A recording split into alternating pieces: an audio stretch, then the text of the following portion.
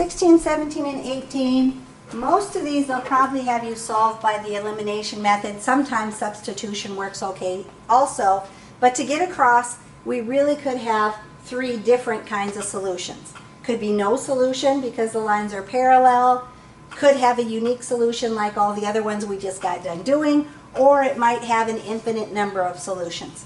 So in order to get no solution, the variables have to cancel out and you have to get something like 0 equals 5.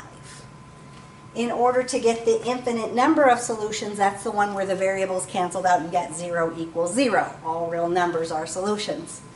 So if I'm going to solve this first one, I already have opposites, so I can just add. This will be 0, this will also be 0, and I get 0 equals 10. 0 doesn't equal 10.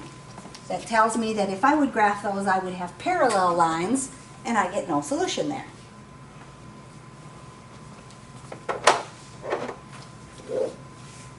If I solve the next one, I get 0 plus 0 equals 0. So 0 equals 0. That tells me that this system is going to have infinite many solutions. And although the bottom of that is cut off, when you have that for a solution, they're going to make you rearrange one of the equations, which should be the same equation, and solve it in terms of y. So if I have x plus 3y equals 3 and I want to solve that for y, put it in slope-intercept form.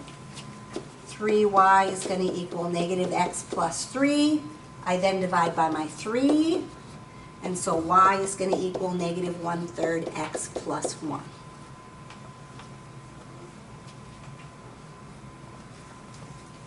And so that will go down there in that answer.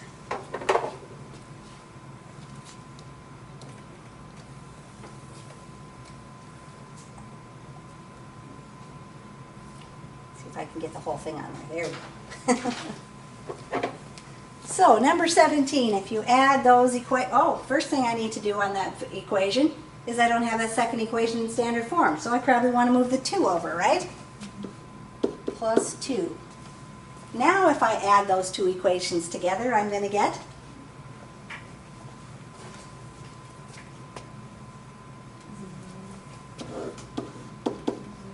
0 equals 0. So my solution is that I have infinite many solutions, and if I solve that top equation for y, that one's pretty easy to solve for y, I would get positive 2x minus 2, right? Because I just need to move my 2x to the other side so it becomes positive.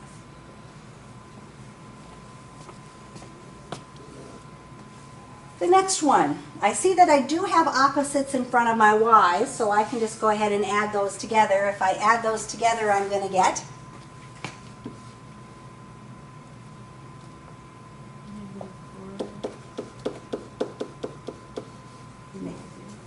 not 0, negative 12. Negative 4x equals negative 12. So this one is one that's going to solve and have a solution because obviously I can solve this for x. X is going to be equal to 3, right? So now I've got to find y. Do we want to put x in the first equation or the second one?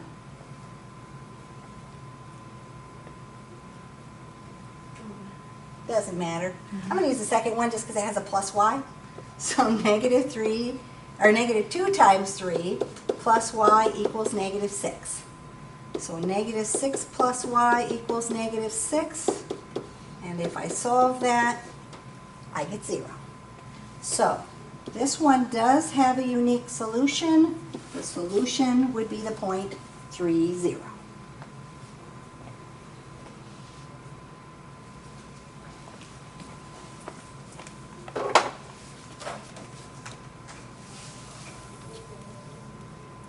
And the last one on this page.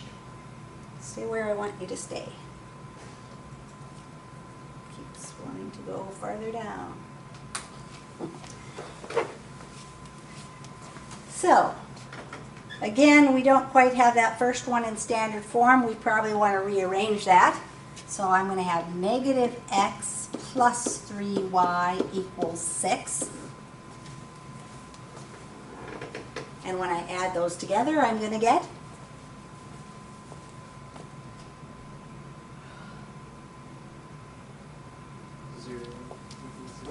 0 equals 0. So our system has infinite many solutions, which means I have to solve one of those equations for y.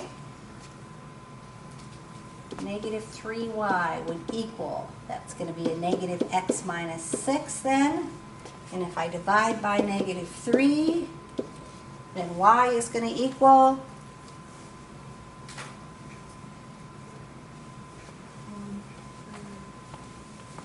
1/3 x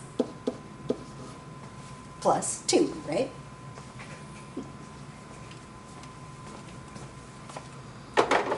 And the last one on here, if I add those two together, I get 0 equals negative 18. So we know that the system has no solution.